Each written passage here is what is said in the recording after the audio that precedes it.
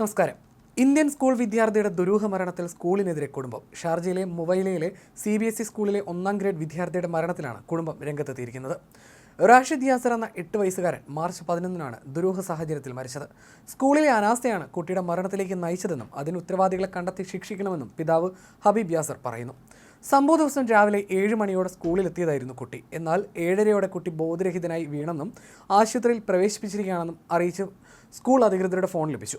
സ്കൂളിലെ CCTV ക്യാമറകൾ പരിശോധിച്ചതിൽ നിന്ന് സ്കൂളിലെത്തിയ റാഷിദ് അസംബ്ലി ഏരിയയിലേക്ക് നടക്കുമ്പോൾ റാഷിദിനെ ചില ആൺകുട്ടികൾ കളിയാക്കുന്നതായി കണ്ടെത്തിയിട്ടുണ്ട്. ഒരു കുട്ടി അവനെ 2 തവണ ചവിട്ടുന്നതും ദൃശ്യങ്ങളിലുണ്ട്. മറ്റൊരു ദൃശ്യത്തിൽ 4 ആൺകുട്ടികൾ അവൻ്റെ പിന്നാലെ ഓടുന്നത് കാണാം. എന്നാൽ കുറച്ച് നിമിഷങ്ങൾക്ക് ശേഷം കുട്ടി നിലത്ത് വീണ് കിടക്കുന്ന ദൃശ്യമാണ് കാണുന്നത്.